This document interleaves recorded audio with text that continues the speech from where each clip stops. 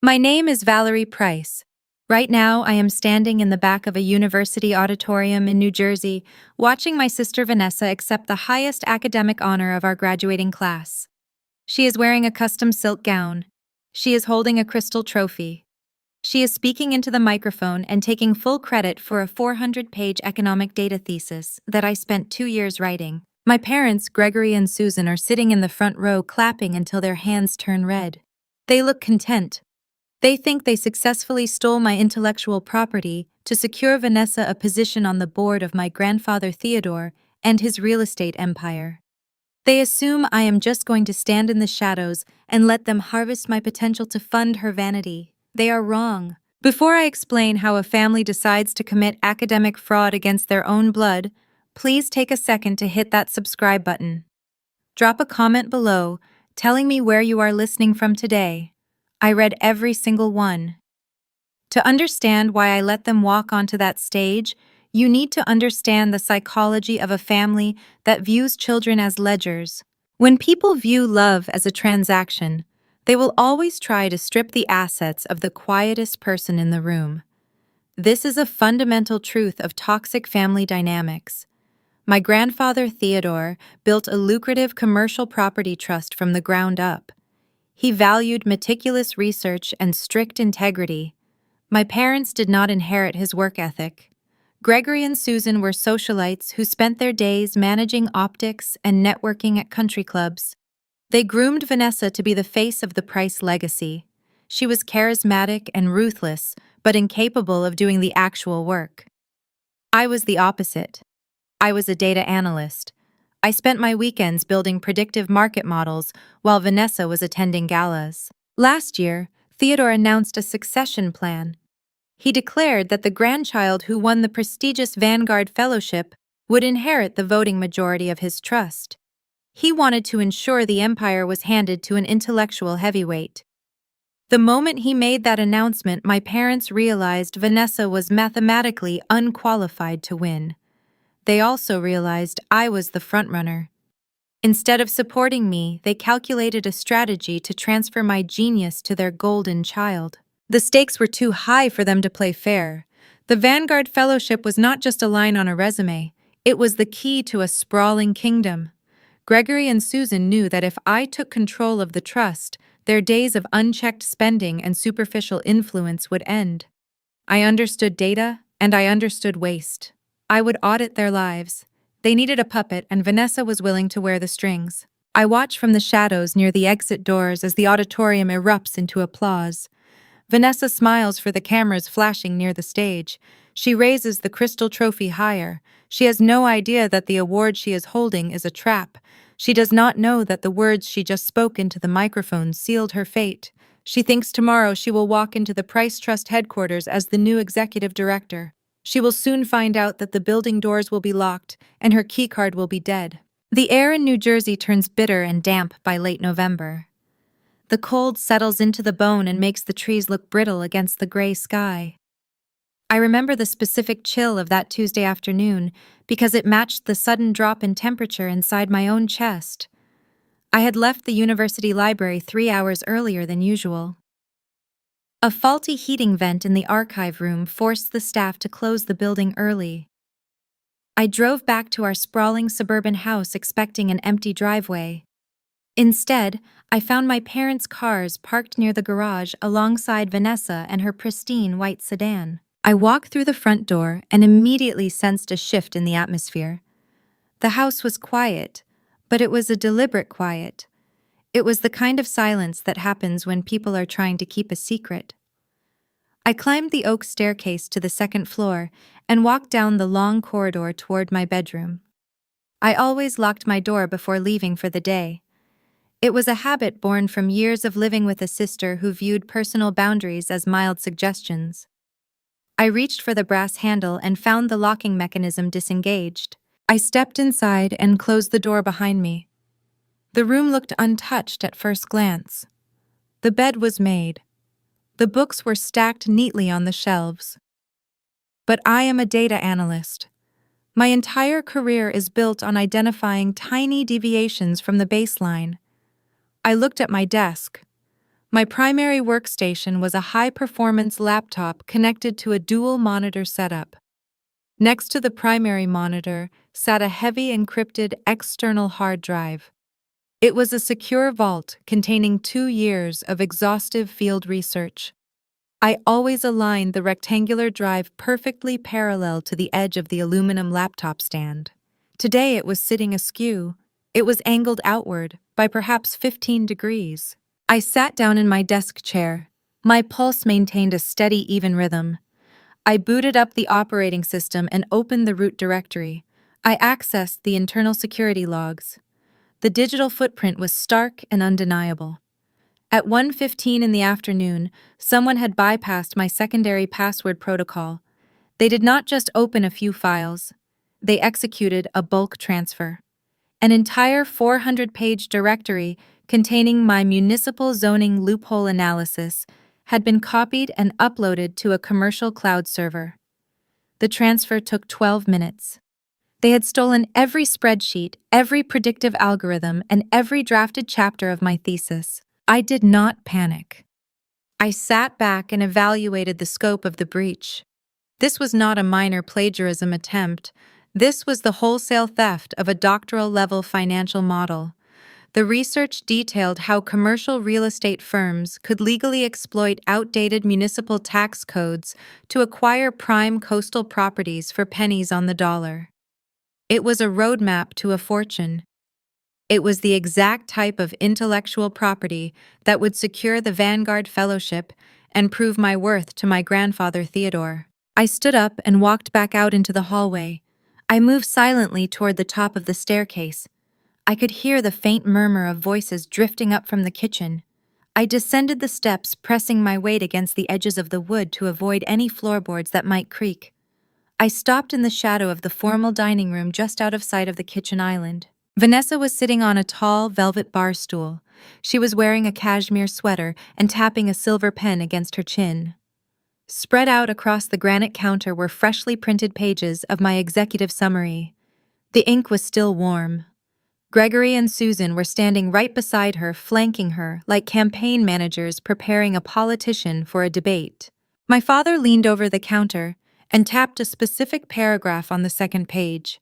He told Vanessa she needed to memorize the terminology in the third section.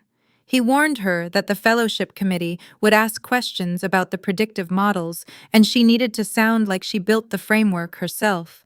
Susan poured a glass of sparkling water and slid it toward her golden child. My mother praised Vanessa for her ambition. She told her that winning the trust was the only way to protect the family legacy from falling into the hands of someone who lacked social grace. She was talking about me. I stood in the darkness of the dining room, listening to my family openly orchestrate the assassination of my professional future. They were not plotting in a dark alley. They were conspiring over a plate of sliced fruit in a sunlit kitchen. They were actively refining the theft of my genius to fund their own vanity. A normal person would walk into that kitchen and scream. A normal person would throw the printed pages across the room and demand a full confession. I felt the hot urge to confront them rising in my throat. I wanted to break the crystal glasses sitting on the counter. I wanted to look my father in the eye and ask him how he could betray his own blood for a corporate title. But I swallowed the urge. I let the anger cool into a rigid, sharp focus. Screaming is a tactical error when you are dealing with narcissistic predators. If I walked into that kitchen and raised my voice, Gregory would immediately shift the narrative. He would play the role of the calm, rational patriarch dealing with a hysterical daughter. Susan would clutch her pearls and express deep concern for my mental health. Vanessa would widen her eyes and claim she was just reviewing my work to help me edit it. They would close ranks. They would label me as unstable. They would use my emotional reaction as proof that I lacked the temperament to lead the Price real estate empire. When you realize the people you share a roof with are plotting your ruin, your immediate instinct is to demand answers. But demanding answers implies you still believe they have a conscience that can be appealed to. You cannot appeal to a ledger. You can only audit it. Do not demand answers. Gather the receipts. I took a slow, quiet breath. I committed the scene to memory. I noted the specific cloud server interface open on Vanessa and her tablet. I registered the exact pages they had printed. Then I turned around and walked silently back up the stairs. I re-entered my bedroom and locked the door. I sat down at my desk and stared at the skewed hard drive. The psychological damage of familial betrayal is profound. It strips away the foundational safety you are supposed to feel in your own home. It isolates you on an island of your own making. But that isolation provides a staggering tactical advantage. When a family views you as a disposable asset, they drastically underestimate your capacity to retaliate. Gregory and Susan thought I was just a quiet data analyst who preferred spreadsheets to cocktail parties. They equated my silence with weakness. They assumed my lack of social ambition meant I lacked a spine. They believed I would eventually discover the theft and simply fold under their unified front. They thought I would cry in my room and accept my role as the invisible workhorse. They failed to realize that data analysts are trained to build traps. We design systems that anticipate failure points. We map out variables and predict behavior based on historical patterns. I knew my parents' behavior patterns better than they knew themselves. I knew they were lazy. I knew they relied on surface-level charm to mask their intellectual deficits. I knew Vanessa would never put in the labor required to actually understand the 400 pages she had just stolen. I opened my laptop and pulled up the access logs again. I exported the digital timestamps tracking the exact moment the files were copied. I saved the network routing data that linked the breach to the router sitting in our own living room. I began building a secure encrypted folder hidden deep within a secondary drive. I named the folder Vanguard. I realized that taking them down would require more than just a simple accusation. I needed to let them build their house of cards as high as possible before I pulled the bottom out. I needed them to walk into the fellowship committee room feeling invincible. I needed them to stake their entire social reputation on my stolen work. Only then would the destruction be permanent. The theft of my thesis was not the end of my academic career. It was the inciting incident of their public execution. I looked at the digital clock on my desk. I had 6 months until the Vanguard Fellowship banquet. 6 months to play the role of the oblivious victim while I engineered a legal and professional barricade they could never breach. The real work was just beginning, and the first step was making sure the data they stole was poisoned. The sun rose the next morning, casting long shadows across my bedroom floor. I sat at my desk watching the monitor glow. I knew I could not simply walk into the university administration office and report the theft. Truth is rarely a sufficient weapon against entrenched institutional power. My father Gregory was not just a wealthy suburban socialite. He was a prominent donor who funded an entire wing of the campus library. He played golf with the dean of the economics department every other Sunday. If I marched into that office and accused Vanessa of plagiarism, without a fortress of undeniable proof, he would crush me. He would deploy his network. He would weave a narrative portraying me as a bitter sibling buckling under the academic pressure and lashing out at her brilliant sister. The administration would protect his donor status over my integrity. I needed a snare they would set off themselves. I opened my laptop and connected to the internal home network. My parents were careless. They had copied my entire directory to an unsecured cloud folder linked to Vanessa and her personal tablet. They left the digital door wide open because they genuinely believed I lacked the technical skill to track them. I accessed the master document. I scrolled past the executive summary and the introductory frameworks. I navigated straight to the 4th chapter, which detailed complex municipal tax projections. This was the dense mathematical core of the thesis. I spent 3 hours carefully dismantling a specific string of data. I engineered a highly complex false algorithmic variable and buried it deep within the predictive models. On the surface, the equation looked revolutionary. It utilized advanced financial jargon and projected unprecedented market yields. To an amateur, it looked like the hallmark of a genius. But under the scrutiny of a veteran economist, the mathematics would fracture. The logic was fundamentally flawed. It was a digital time bomb ticking quietly in the center of her stolen prestige. I was confident in this strategy because I understood the architecture of my sister and her mind. Vanessa was a master of presentation, but she despised the actual labor of learning. Throughout high school and our undergraduate years, she survived by skimming executive summaries and memorizing flashcards. She possessed an uncanny ability to stand in front of a room and recite statistics with unearned confidence. She treated knowledge like a designer accessory, wearing it only to impress a crowd. I knew she would never read the methodology section of my thesis. She would never calculate the variables or verify the formulas. She would simply highlight the name of the algorithm, memorize the projected profit margins, and use it as a talking point to dazzle the fellowship committee. She was going to carry my poisoned data straight into the spotlight. Planting the trap was the easy part. The true test of endurance began that evening. I had to walk downstairs, sit at the formal dining table, and play the part of the oblivious victim. You have to learn how to operate as a blank mirror when dealing with predators. You must reflect exactly what they want to see while keeping your true intentions safely hidden behind the glass. The dining room smelled of roasted lamb and expensive red wine. Gregory sat at the head of the table, carving the meat with precise, practiced slices. Susan poured the wine, while Vanessa reviewed a stack of flashcards. I took my seat and placed my napkin on my lap. The performance commenced immediately. My mother looked at me over the rim of her wine glass. Her eyes held a synthetic maternal warmth that she only deployed when she wanted information. She asked me how my research was progressing. She tilted her head, feigning gentle concern. The air in the room grew still. Gregory paused his carving. Vanessa stopped flipping her flashcards. They were all waiting to see if I had discovered the breach.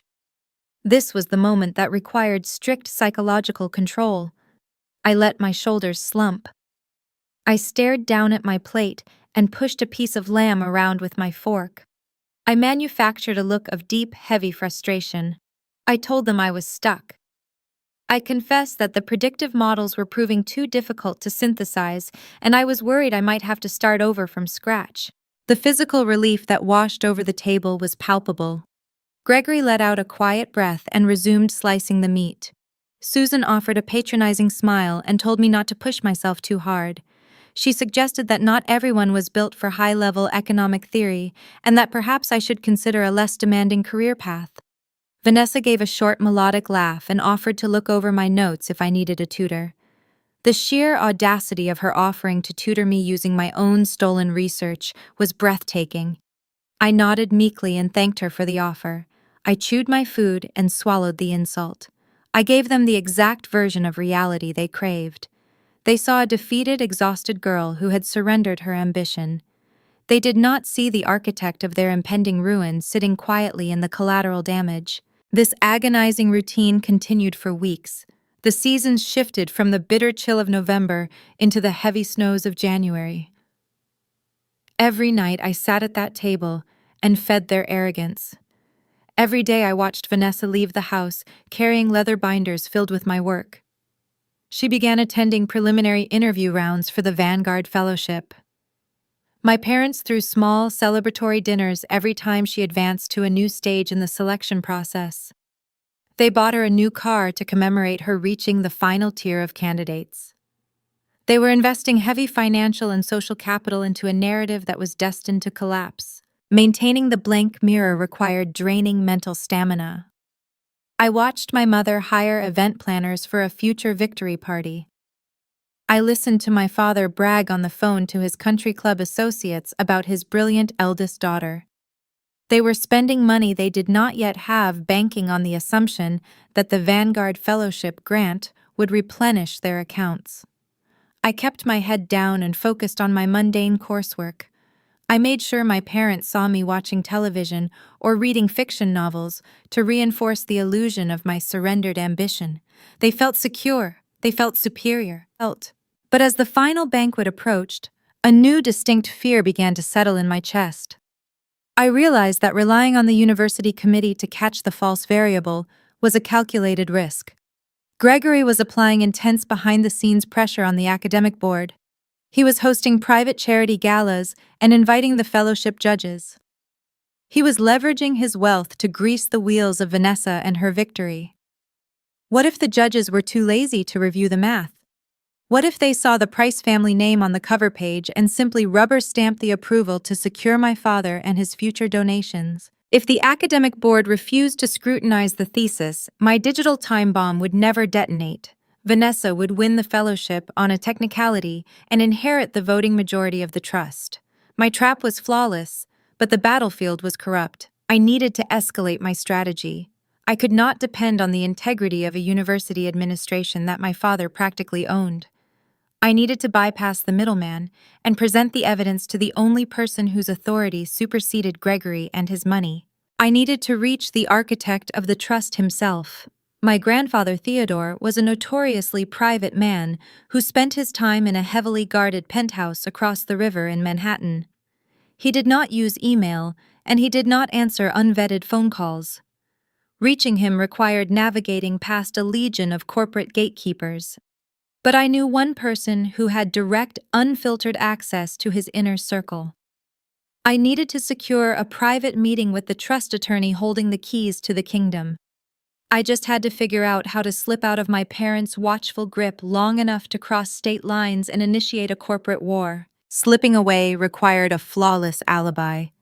Gregory and Susan monitored the household schedule with the precision of wardens.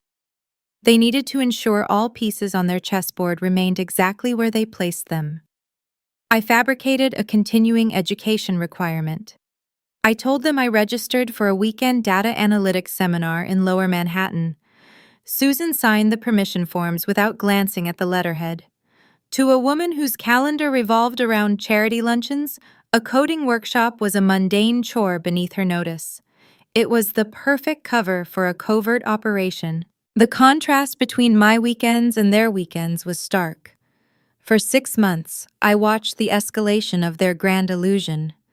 The New Jersey house transformed into a staging ground for a coronation. Susan purchased imported tailored suits for Vanessa to wear during her committee interviews. The fabrics were chosen specifically to project quiet authority. Gregory hired a private speech coach who specialized in preparing corporate executives for shareholder meetings.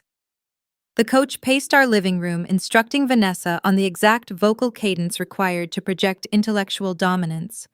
He taught her how to hold unyielding eye contact while delivering the executive summary of my thesis. I sat on the living room sofa reading a book while Vanessa recited my financial models. They were actively polishing stolen goods. They were wrapping a fraudulent package in expensive paper, hoping the shine would blind the judges. Every evening they interrogated me disguised as casual conversation.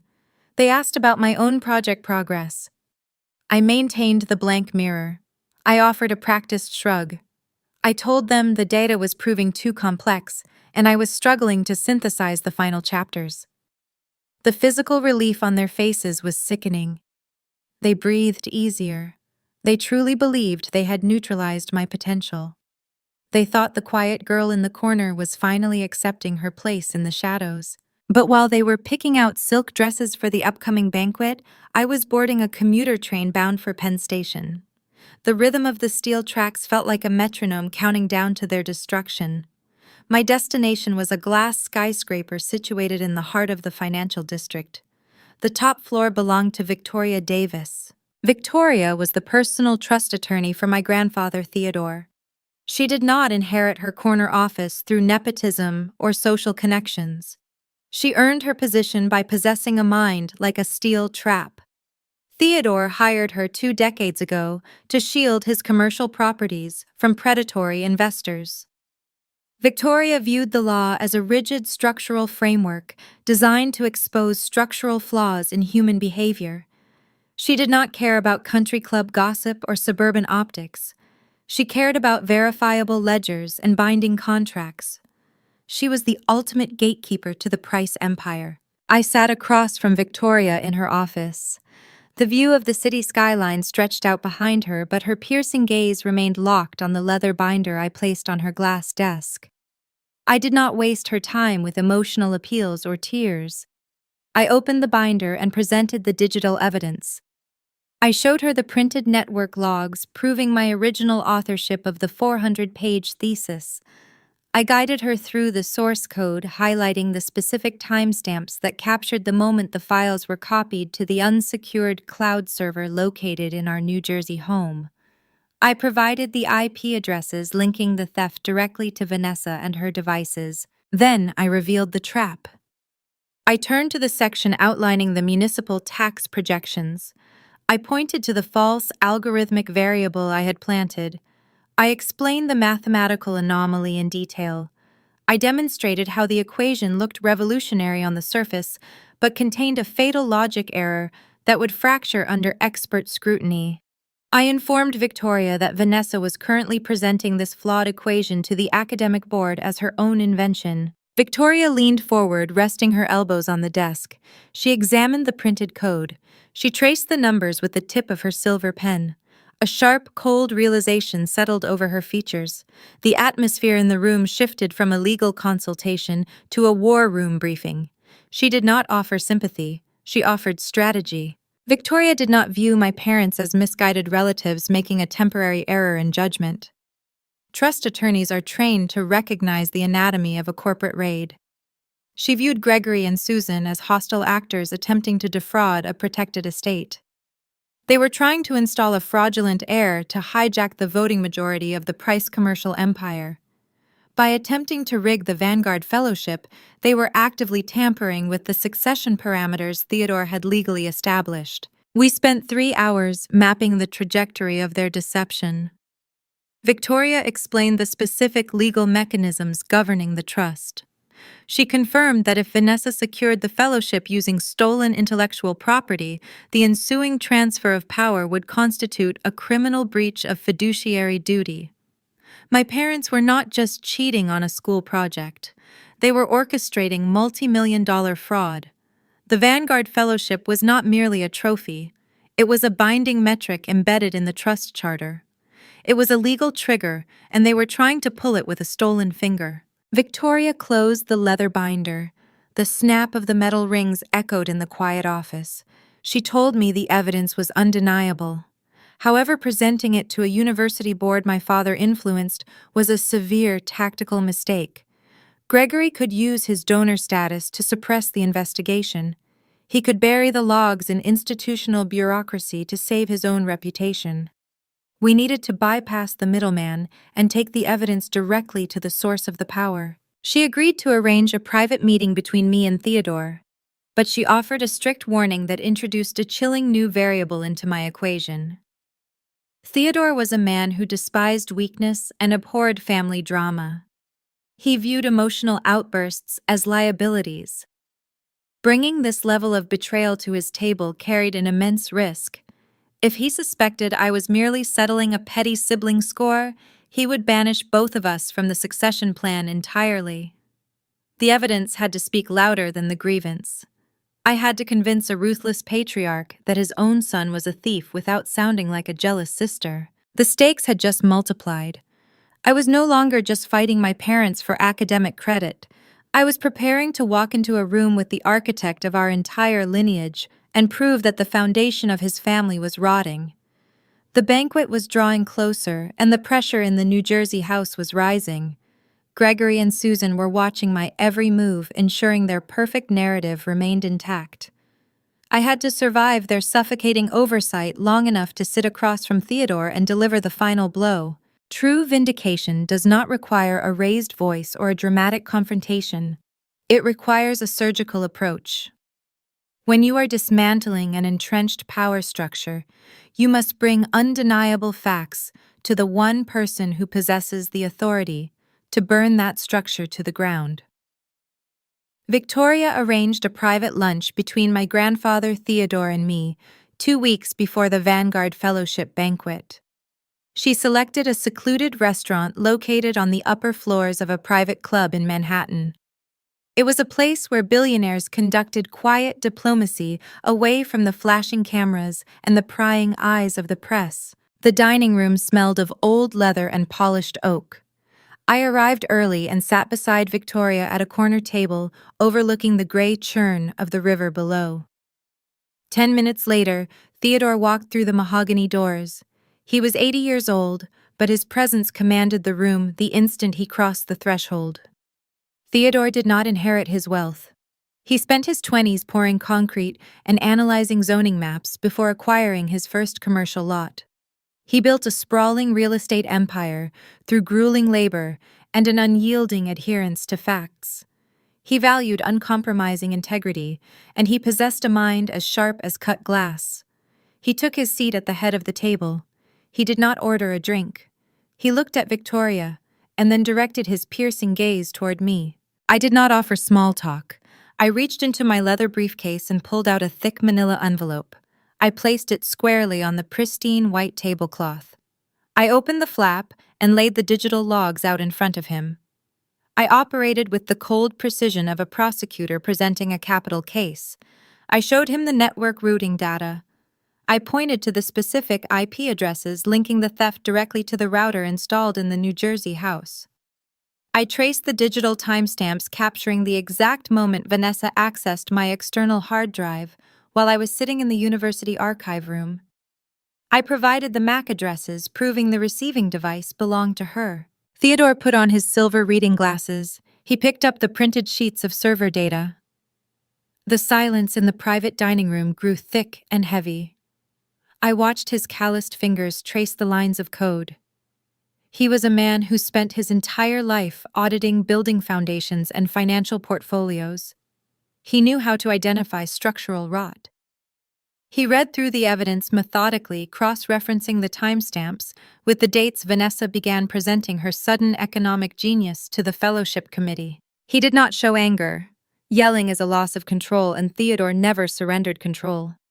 Instead, his reaction was freezing and absolute. The warmth left his eyes replaced by the calculating stare of a general surveying a breached perimeter. He set the papers down and removed his glasses.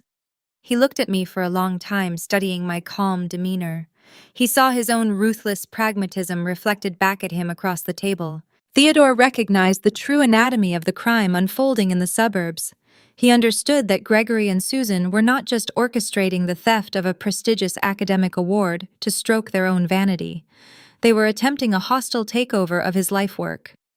By falsifying the Vanguard Fellowship results, they were manipulating the binding succession parameters he had legally established in the trust charter. They were trying to install a fraudulent heir to hijack the voting majority of the Price commercial empire. They wanted the keys to the kingdom, and they were using Vanessa as a hollow puppet to bypass the security gates. He leaned back in his chair and folded his hands. He told me that individuals who build their lives on superficial ledgers will always strip the assets of those around them. They view relationships as columns of debt and equity. Gregory and Susan lacked the discipline to build their own fortune, so they specialized in mining the potential of others. They looked at my intellect and saw raw material waiting to be harvested. They looked at Vanessa and saw a shiny vessel perfect for smuggling that stolen material across the finish line. Theodore stated that a family built on this kind of parasitic transaction was a liability the trust could not afford to sustain. Victoria interjected, presenting a drafted legal injunction. She suggested we could submit the server logs to the university administration under a confidentiality seal. We could quietly disqualify Vanessa from the fellowship before the banquet, thereby voiding her eligibility for the succession plan. It would be a clean private resolution. It would keep the Price name out of the scandal sheets and terminate the threat behind closed doors. Theodore shook his head. A slow, terrifying realization settled over his features. He placed his hand flat on the table and declared that a simple disqualification was insufficient. If we handled the theft privately, Gregory would instantly spin a victim narrative. My father would leverage his donor status to claim the university made a clerical error. He would retreat to his country club and paint Vanessa as a martyr who was unfairly targeted by a jealous sister and a rigid academic board. A private rejection would not cure the disease. It would merely send the parasites scurrying into the dark to search for another loophole. Theodore wanted a public execution of their reputation. He wanted to expose the rot at the core of the family in front of the exact audience they were trying to impress. He instructed me to maintain my silence. He ordered me to return to the New Jersey house and continue playing the role of the defeated sibling. He promised me that he would personally attend the Vanguard Fellowship banquet. He would let Gregory and Susan build their house of cards as high as possible. He would let them invite their affluent friends and network with the academic elite. He would wait until the spotlight was blinding, until the applause was deafening, and then he would pull the foundation out from under them on the biggest stage available. The trap I designed in my bedroom was about to be weaponized by the patriarch of the family. The lunch concluded. The strategy was locked in place. I packed the server logs back into my briefcase and thanked him for his time. Theodore stood up and offered me a single approving nod. It was the highest form of validation he ever provided. I took the commuter train back across the river. The rhythmic clatter of the steel tracks echoed the ticking clock of the impending banquet. But as I walked through the front door of our sprawling suburban home later that afternoon, I sensed a distinct change in the atmospheric pressure. A predator often senses when the environment shifts, even if they cannot identify the threat. Gregory and Susan were growing paranoid as the final date approached.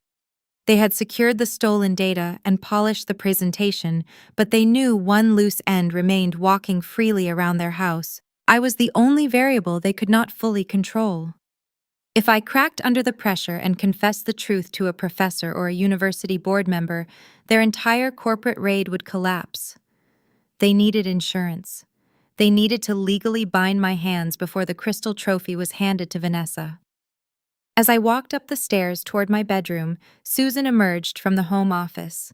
She blocked my path in the hallway, holding a crisp, white legal document in her hand.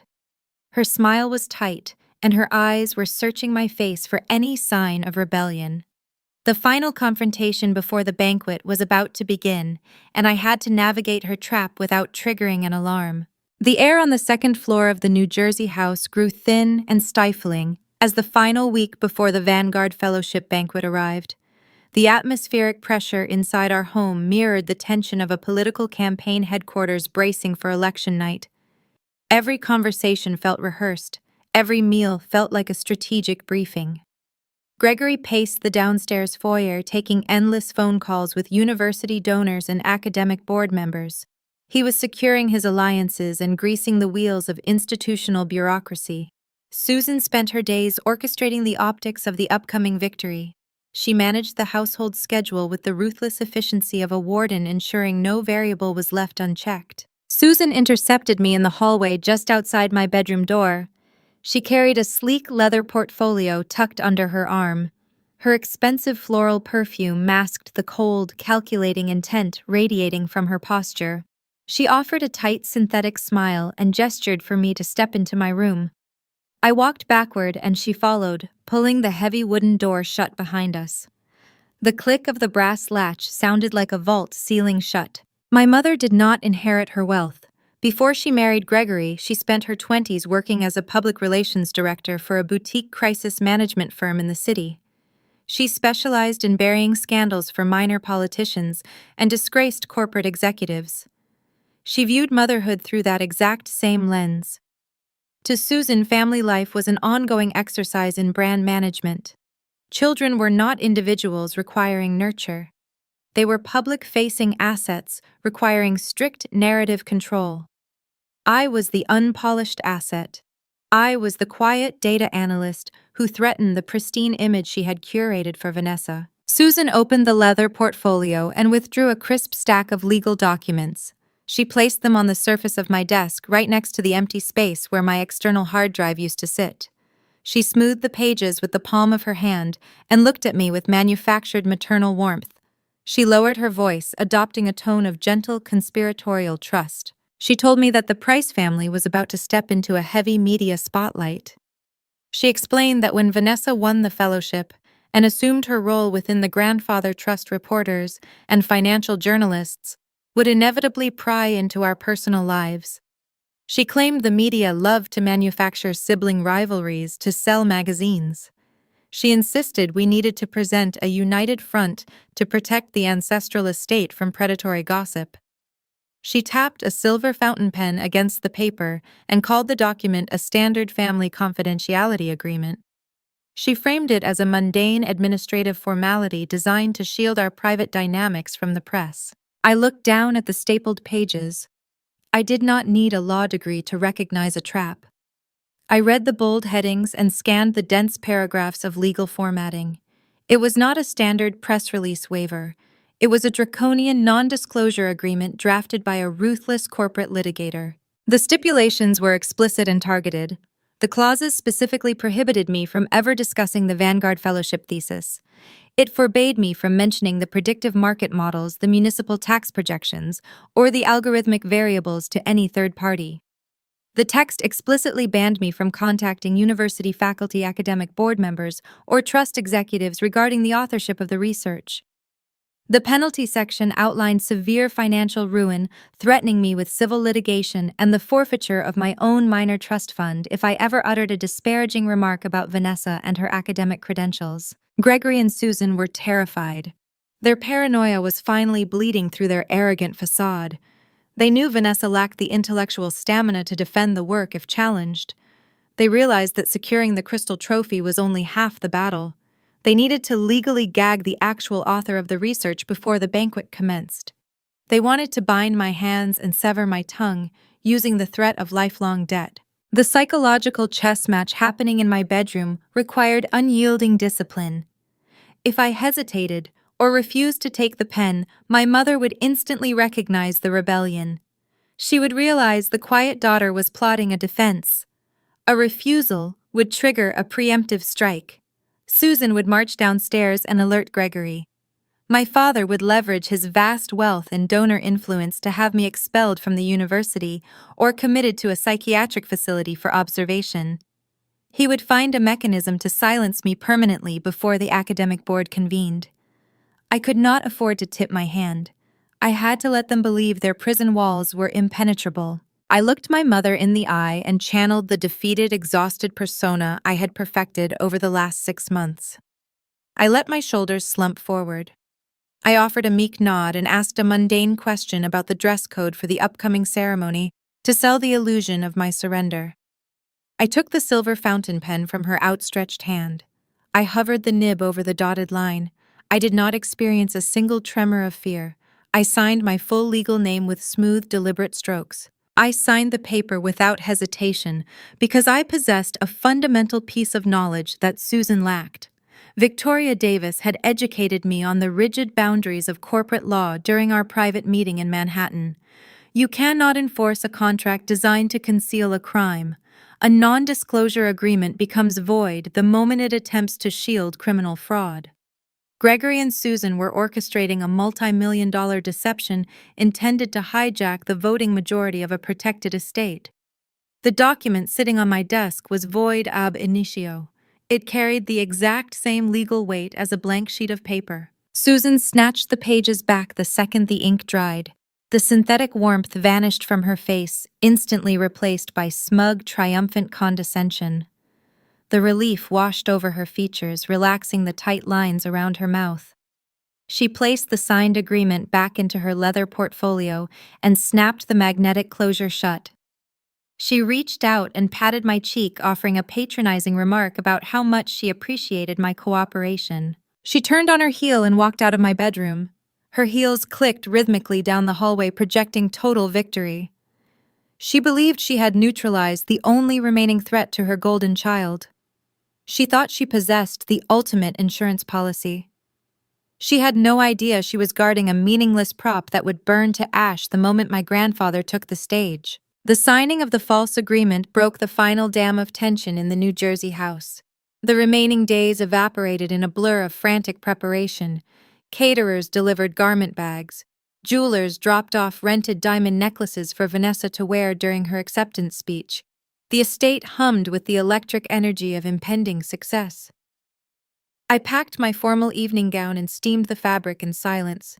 I prepared my mind for the collision waiting at the end of the week. The transition from the suffocating suburbs to the grand university auditorium felt like crossing into a different dimension. The night of the Vanguard Fellowship banquet arrived, bringing a fleet of black town cars to our driveway. We rode to the campus in a heavy, luxurious silence. the university rolled out a literal red carpet for the arriving guests. The architecture of the venue was intimidating, featuring towering marble pillars and sweeping balconies. I separated from my parents the moment we entered the lobby. They rushed forward to mingle with the academic elite, leaving me to drift into the shadows near the rear exit doors. I found a vantage point where I could observe the entire room without drawing attention. The crystal chandeliers glowed overhead, casting a warm golden light across the sea of tailored suits and evening gowns. The stage was set. The trap was primed. The university president was approaching the podium to begin the final ceremony, and Vanessa was waiting in the wings, ready to step into a spotlight that would ultimately blind her. The university president concludes his opening remarks. He is a man whose tenure relies heavily on wealthy alumni endowments. He gestures toward the center stage, introducing the Vanguard Fellowship recipient. The heavy velvet curtains frame the podium perfectly, highlighting the floral arrangements flanking the wooden steps. Vanessa steps forward into the harsh white spotlight. The applause erupts, washing over the first few rows and echoing against the vaulted ceiling. She wears a custom silk gown that drapes flawlessly, catching the illumination from the crystal chandeliers overhead. She grips the edges of the mahogany lectern. She projects an image of undeniable triumph while wearing a mask of stolen intellect. She leans into the microphone. Her voice carries the exact measured cadence the private speech coach drilled into her for weeks. The acoustics of the grand hall amplify her words, bouncing them off the gilded balconies. I stand in the shadows near the rear exit doors, listening to my own intellect broadcasted through her vocal cords. She talks about the grueling hours required to parse municipal tax codes. She uses the precise phrases I typed in my dark bedroom at 2 a.m. while she was sleeping down the hall. She describes the thrill of discovering unseen economic patterns and the dedication required to challenge entrenched financial models. She even invents a fictional anecdote about spending long weekends buried in local government archives analyzing outdated property laws. The lie is woven seamlessly into the narrative. The sheer audacity of her performance is staggering. She does not stumble over the complex terminology. She recites the vocabulary with the hollow perfection of an actor performing lines in a foreign language she does not understand. She pauses for dramatic effect at the exact moments the coach instructed her to wait for a reaction. The audience leans in, captivated by her synthetic charm. She speaks about integrity. She claims that true innovation demands honest, relentless labor. Hearing a thief lecture a room full of scholars on the virtues of honesty requires immense psychological endurance. I do not flinch. I watch the words fall from her mouth, knowing they are the very bait that will snap the trap shut. I shift my gaze to the front row. Gregory and Susan sit in the premium velvet seats reserved for major donors. They beam with pride. Gregory rests his ankle on his knee, projecting the relaxed posture of a patriarch who just secured his legacy. To him, this event is not an academic ceremony. It is a high-stakes real estate closing, and he believes he holds the winning contract. He whispers something to the dean of the economics department seated to his left. He is already networking, leveraging his daughter and her fake trophy into future boardroom favors. Susan keeps her posture rigid and elegant. She dabs the corner of her eye with a tissue, performing the role of the overwhelmed mother. Her expensive floral perfume likely permeates the air around her, masking the cold calculation beneath her polished exterior. They are celebrating a corporate victory funded by theft. They believe the finish line has passed. They think the signed non-disclosure agreement sitting in Susan and her leather portfolio guarantees my permanent silence. They assume the Vanguard Fellowship is safely secured in Vanessa, and her hands sealing their path to the ancestral estate. The applause swells again as Vanessa finishes her opening remarks. Gregory claps until his hands turn red. He looks around the auditorium, making eye contact with influential investors, ensuring they witness his family triumph. He thinks he outsmarted the system.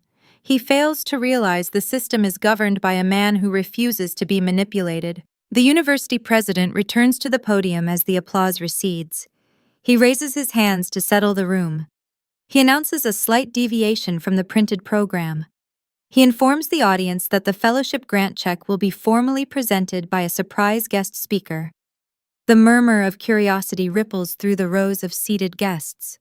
The president names the primary benefactor of the commercial trust. He names my grandfather. Gregory and Susan freeze. Their smiles turn brittle. They did not anticipate Theodore attending the ceremony. Theodore rarely makes public appearances at university functions, preferring to operate his empire from his Manhattan penthouse. He despises gala events and academic pageantry. He built his fortune on concrete and steel, avoiding the superficial networking circles my parents cherish. Yet here he is in the flesh. Theodore stands up from his seat in the VIP section, located just off the main aisle.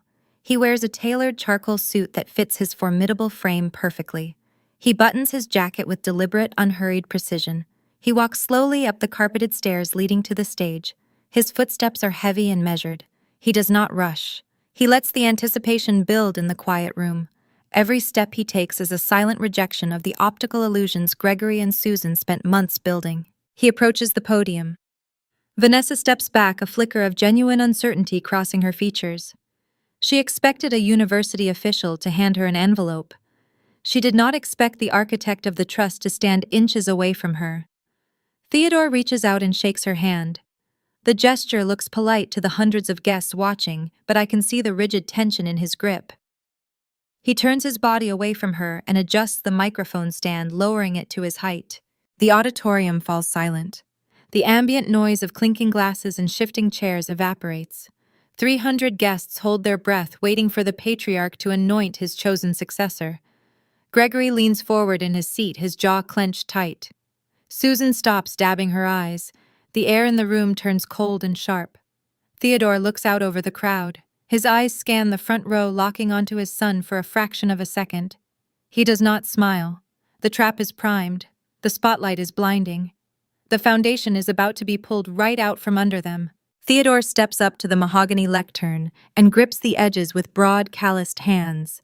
He does not need to tap the microphone to command the room. He merely adjusts the slender metal stand, lowering it a few inches, and the ambient noise in the auditorium evaporates. 300 guests fall silent. The clinking of crystal water glasses ceases. The shifting of silk evening gowns stops. Theodore spent 5 decades commanding construction sites and corporate boardrooms. He possesses a gravitational pull that forces everyone in his vicinity to pay attention. He turns his head and looks directly at Vanessa. She stands 2 feet away, still clutching the Crystal Vanguard trophy. She offers him a bright, polished smile, expecting a formal endorsement. He begins by congratulating her. His voice is a low, gravelly baritone that echoes off the gilded balconies. He praises the depth of the research. He compliments the formatting of the printed thesis and the confident delivery of her acceptance speech.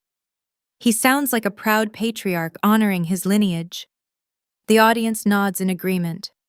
Gregory and Susan relax in the front row, exhaling a shared breath of relief. They assume the danger has passed.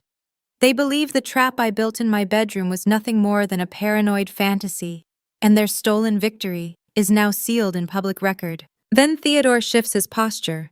The warmth vanishes from his tone. He turns his body slightly, facing both Vanessa and the sea of academics seated before them. He tells the crowd that building a commercial real estate empire requires a profound understanding of structural integrity. He explains that a skyscraper is only as strong as its foundation, and a financial portfolio is only as secure as the mathematics supporting it. He looks back at my sister. He states that he read the 400-page document cover to cover. He mentions that he found the 4th chapter particularly fascinating. He asks her a single surgical question. He references the predictive regression models used to forecast the municipal tax loopholes. He points out a highly unusual algorithmic variable buried deep within the projections. This is the digital time bomb I engineered 6 months ago. It is the mathematical anomaly designed to look brilliant on the surface while masking a fatal logic error. Theodore tells Vanessa that his old mind is struggling to grasp the mechanics of her derivation. He asks her to walk the room through the methodology behind that specific calculation. He asks her to explain how she weighted the variable against inflation to achieve such unprecedented market yields. The physical transformation of my sister is instantaneous and brutal. The color drains from her face, leaving her skin a pale ashen gray under the harsh stage lights. The bright, polished smile fractures. Her jaw goes slack. She looks like a pedestrian who just stepped into the path of a speeding freight train. She stares at Theodore, her eyes wide and unblinking. The crystal trophy in her hand suddenly seems too heavy for her wrists. She lowers it to the podium and grips the wood. Her knuckles turn stark white. Vanessa does not know the answer. She does not even understand the premise of the question.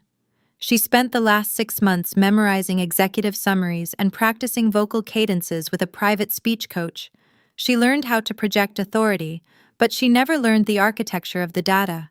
She treated my thesis like a script, and Theodore just asked her to explain the chemistry of the ink. She clears her throat. The sound is dry and scraping. The microphone picks up the nervous flutter in her breathing and broadcasts it across the silent auditorium. She attempts to deploy the crisis management techniques Susan taught her. She tries to pivot. She forces the edges of her mouth upward, trying to rebuild the broken smile. She leans toward the microphone and attempts to deflect the inquiry using a barrage of vague corporate buzzwords. She tells Theodore that the specific formula is part of a broader holistic data integration strategy. She talks about leveraging synergies across local tax brackets to maximize dynamic growth. She strings together empty adjectives and hollow business phrases, hoping to drown the specific mathematical question in a sea of generic administrative jargon. She speaks for 40 seconds, delivering a word salad that signifies nothing. The academic board members seated in the front row are not corporate investors who can be distracted by shiny presentations. They are veteran economists and tenured professors. They spend their lives dissecting empirical data.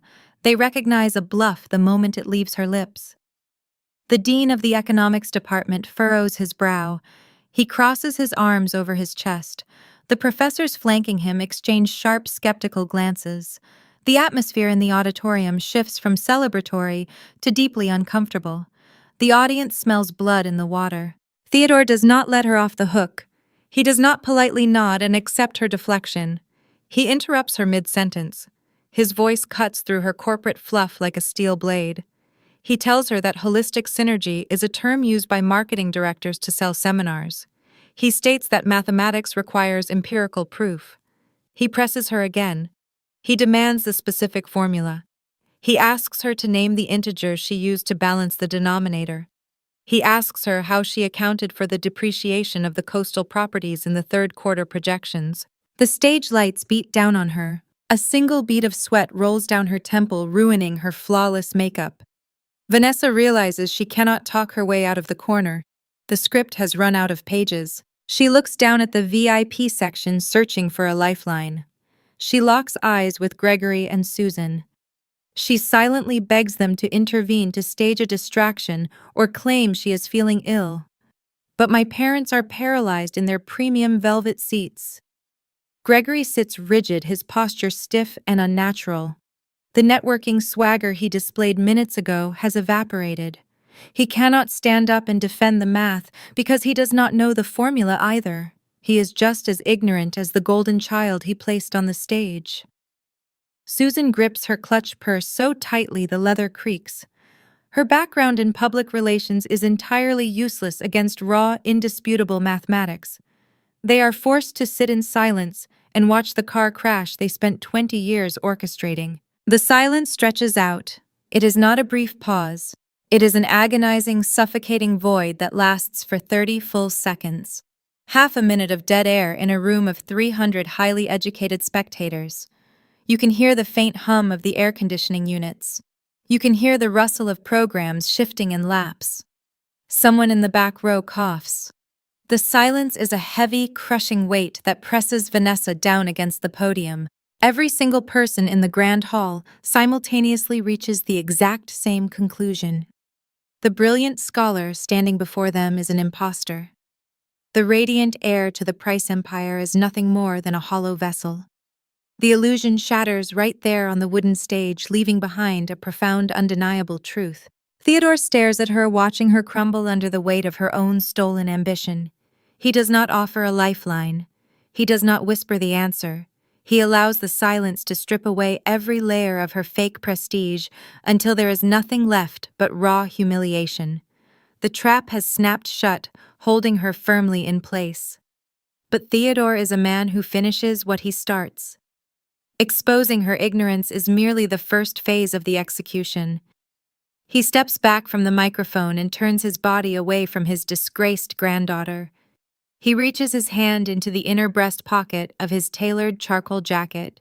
He prepares to present the physical evidence that will transform a humiliating academic failure into a catastrophic public scandal. The true reckoning is about to begin. Theodore turns his back on Vanessa. He dismisses her physical presence entirely. She ceases to be the focal point of the stage and becomes part of the background scenery. He steps up to the microphone. The silence in the auditorium is a physical weight pressing down on the audience. He reaches inside the breast pocket of his tailored charcoal jacket. He withdraws a thick, folded stack of documents.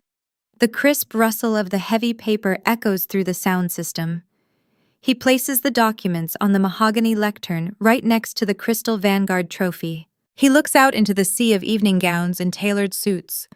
He tells the crowd that the Price family legacy was forged in concrete and steel. He states that a building cannot stand on a compromised foundation, and a commercial empire cannot survive on optical illusions. Truth is the only currency that retains its value over time. He pauses, letting the philosophy sink into the minds of the academic board members and the wealthy donors. Then he delivers the fatal strike. He announces that the 400-page economic thesis submitted for the Vanguard Fellowship is a stolen document. The reaction is instantaneous and visceral. A collective gasp ripples through the grand hall. 300 guests shift in their velvet seats. The sound is a low, chaotic hum of shock and disbelief. In affluent social circles, scandals are usually whispered behind closed doors at private country clubs or handled through quiet legal settlements. A public execution of a prominent family on a university stage is a breathtaking breach of protocol. The professors in the front row exchange horrified glances. They realize they were used as pawns in a suburban power grab. They were moments away from awarding their most prestigious academic grant to a hollow imposter. Theodore does not let the murmurs escalate into a roar. He commands the room to settle. He unfolds the documents on the lectern. He explains the digital forensics with the clinical detachment of a lead prosecutor presenting a capital case. He details the network routing logs. He describes the specific timestamps that captured the exact minute the files were illicitly copied to an unsecured cloud server in New Jersey. He looks directly at the dean of the economics department and explains the false algorithmic variable. He reveals that the mathematical anomaly Vanessa just failed to explain was a deliberate trap.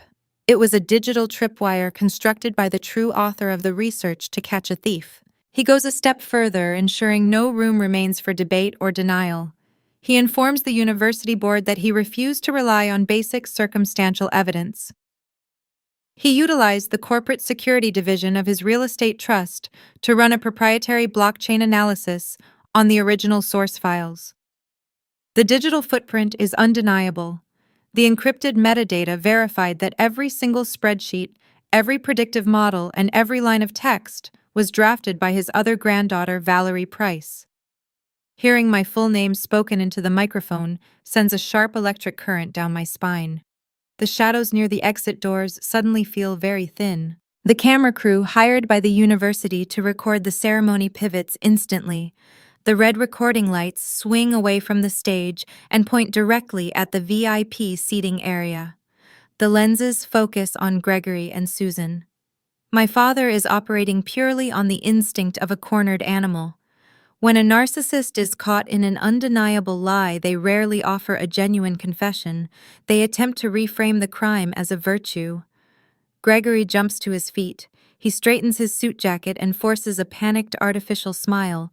He projects his voice toward the stage, attempting to hijack the narrative before it buries him. He shouts that there has been a terrible misunderstanding. He waves his hands, claiming the research was a collaborative family effort. He tries to spin the theft as a joint venture, asserting that Vanessa was merely the chosen spokesperson for a shared academic project. It is a pathetic, desperate display. He is trying to share the credit for a project he did not even know existed until he broke into my bedroom and stole it. He is hoping the academic board will prioritize his wealthy donor status over the integrity of their own fellowship program. He assumes he can buy his way out of the humiliation. Theodore cuts him off before he can finish his second sentence. The patriarch leans into the microphone and his voice thunders across the room. He tells his own son to sit down. The command is the crack of a whip. It carries decades of unyielding authority. Gregory snaps his mouth shut. His artificial smile vanishes. He slowly lowers himself back into his premium velvet seat. The public emasculation is total. Gregory is reduced from a powerful suburban donor to a reprimanded child in front of his entire social network. Susan stares straight ahead, her face frozen in a mask of pristine horror. The non-disclosure agreement in her leather portfolio cannot save her now. Theodore turns his attention back to the academic board. He declares that academic theft is never a misunderstanding. It is a profound moral failure. It is the action of cowards who lack the discipline to build their own fortune and resort to mining the potential of those around them. He gestures toward Vanessa, who is still standing frozen near the edge of the heavy velvet curtains. He publicly strips her of the Vanguard Fellowship. He states that she is unfit to hold the title and unfit to represent the integrity of the institution. He removes the final shred of her fake prestige, leaving her standing in the spotlight with nothing but her own incompetence. He turns to the university president seated near the stage stairs. He issues a formal apology on behalf of the Price family for the embarrassment and the deception brought into their academic halls. He promises that the trust will cooperate fully with any internal academic investigations required to clear the record. The president offers a stiff, formal nod, acknowledging the gravity of the situation. The institution has been protected, but the suburban family reputation is officially deceased. The crystal trophy remains sitting on the mahogany lectern, catching the light from the chandeliers. Theodore looks out into the vast darkness of the auditorium. He knows exactly where I am standing. He knows I prefer the shadows near the exit doors, where I can observe the room without participating in the illusion. He leans into the microphone one last time. His tone softens slightly, losing the harsh edge of the prosecutor and returning to the quiet pride of a grandfather. He asks the true author of the research to come forward. He calls my name and asks me to step out from the back of the auditorium. The final phase of the transition is about to begin. The invisible workhorse is being summoned to the stage, and the entire hierarchy of my family is about to be permanently inverted. I step away from the heavy oak exit doors and the shadows release me. The carpet runner down the center aisle is a deep crimson. My heels sink slightly into the woven fabric, muffling my footsteps. The distance from the back of the auditorium to the illuminated stage measures perhaps 100 feet, but the journey spans a lifetime of suppressed ambition.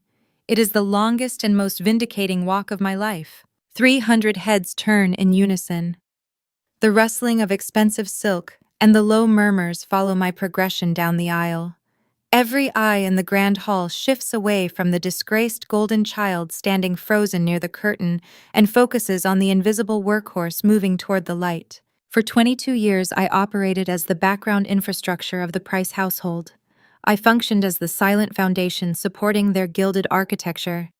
I allowed them to siphon my energy and my intellect because I believed keeping the suburban peace was my primary obligation. I absorbed their subtle insults and accepted my role as the secondary asset. But peace purchased with your own erasure is just a quiet prison. When you stop setting yourself on fire to keep toxic people warm, the world finally sees your light. The spotlight tracking my movement feels less like an exposure and more like a sunrise. As I pass the middle rows, I observe the faces of the university donors and local elites.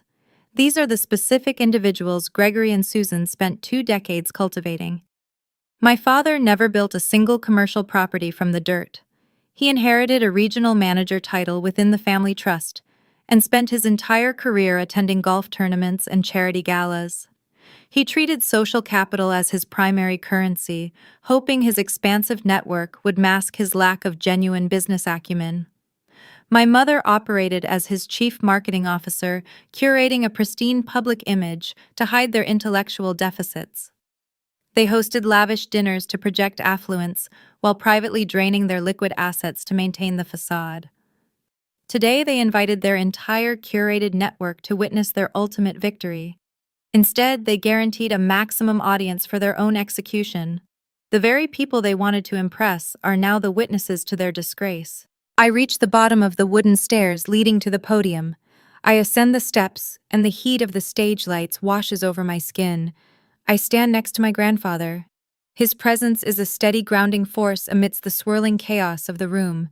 He offers me a brief, respectful nod, acknowledging the grit required to execute our strategy. I turn my head and look at Vanessa.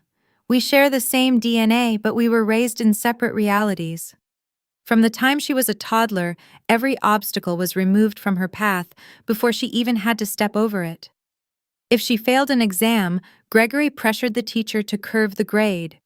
If she broke a rule, Susan blamed the environment and shielded her from the fallout. She was never permitted to experience the friction of a natural consequence. She grew up believing the universe existed to bend to her preferences. She is weeping openly now. The tears carve shiny tracks through her immaculate foundation makeup. Her chest heaves with erratic, shallow breaths. But I recognize the true nature of her grief. These are not tears of guilt or remorse. She is not crying because she feels shame for breaking into my bedroom and stealing my intellectual property. She is crying because she is experiencing the sudden catastrophic loss of her status. The synthetic reality she occupied her entire life just shattered into unrecoverable pieces. The custom silk gown she wears suddenly looks absurd. She resembles a stage actor who forgot her lines while standing in front of a sold-out theater. She takes a halting step backward, retreating into the shadows of the heavy velvet curtains, trying to escape the judging eyes of the academics she tried to defraud. Theodore reaches toward the mahogany lectern. He picks up the crystal Vanguard trophy. The faceted glass catches the illumination from the chandeliers, throwing fractured rainbows across the polished stage floor. He turns to me. He does not offer a patronizing smile or a dramatic speech. He simply extends his hands and offers me the award. I take it. The crystal is heavy. It carries the physical weight of 2 years of relentless data analysis, countless midnight drafting sessions, and 6 months of grueling psychological endurance. Holding it feels like reclaiming a stolen piece of my own identity. The university president scrambles to salvage the dignity of his institution. He represents the institutional complicity that Gregory tried to buy with his donor funds. He smooths his silk tie and steps quickly to the microphone, clearing his throat to project administrative control over the unfolding scandal. He formally addresses the audience. He states that empirical truth and academic integrity remain the unyielding cornerstones of the university. He officially names me the rightful recipient of the Vanguard Fellowship. He commends the rigorous methodology of the thesis and praises my dedication to economic research. He tries to seamlessly pivot the ceremony away from the deception and back toward celebrating genuine scholarship. The response from the audience starts slowly. A single person in the back row stands up and begins to clap. It is an adjunct professor who proctored my early research seminars. Then a graduate student sitting nearby stands and joins the applause. Within seconds, the recognition catches fire. The applause rolls forward like a wave, building in volume and intensity. The wealthy donors and the tenured faculty rise from their velvet seats. The standing ovation washes over the stage. It is deafening. The sound reverberates in my chest. It is a thunderous, undeniable validation of earned merit over stolen privilege. I look down at the front row. Gregory and Susan remain anchored to their premium seats. They look like they have been physically struck by a heavy, blunt object. Their pristine public image burns to the ground in real time. They spent 20 years meticulously curating the illusion of a superior suburban dynasty. I dismantled their entire fortress by simply stepping back and letting them talk themselves into a corner. They handed Vanessa the rope, and she tied the knot on a public stage while they cheered her on. They cannot even make eye contact with me. My father stares blankly at the carpeted aisle. His jaw is clenched so tight the muscles in his cheek tremble. My mother looks down at her expensive leather clutch purse. Her hands shake, holding the clasp. They are finally experiencing the brutal, crushing weight of a consequence. The local social elite sitting in the rows behind them are physically leaning away, creating an island of isolation around my parents. The whispers will start before the banquet hall even empties. They will be removed from the country club advisory committees. The charity gala invitations will cease. Their social currency is officially worthless. The immediate academic dispute is resolved. I hold the trophy. The truth is established and my reputation is secure. But the Vanguard Fellowship is merely a key. The lock it opens is the voting majority of the Price ancestral estate. Gregory and Susan sit in the front row, paralyzed by humiliation, but their minds are likely already pivoting toward damage control. They assume Theodore will reprimand them privately and perhaps restructure their generous allowances. They think the punishment ends with a ruined evening and a few awkward weeks at the country club. They do not know that Theodore possesses a final legal mechanism designed to purge the rot from his ledger permanently. The patriarch raises his hand, signaling the university president to step away from the microphone. The standing ovation tapers off as the audience senses the event is not quite over. Theodore steps back to the podium and grips the wood. The academic correction is complete, but the corporate reckoning is just beginning. The final trap is primed, and my family is about to lose much more than a crystal trophy. The standing ovation recedes as Theodore raises a single calloused hand. The guests lower themselves back into their velvet seats. The rustling of silk and the quiet murmurs fade into a suffocating quiet. The academic correction is finished, but the patriarch remains anchored to the podium. He grips the edges of the mahogany wood. He looks out over the sea of academics and wealthy donors. He announces that while the university has reclaimed its integrity, the Price family still has a ledger to balance. The Price Commercial Trust is not merely a collection of suburban bank accounts. It is a sprawling holding company governing logistics hubs, retail developments, and coastal properties. Theodore spent half a century fortifying this empire against economic downturns and hostile corporate raiders. He hired brilliant legal minds like Victoria Davis to draft contracts that could withstand any external assault. But a fortress is only secure if the guards are loyal. Theodore recently realized the most potent threat to his legacy was not a rival developer or a shifting market.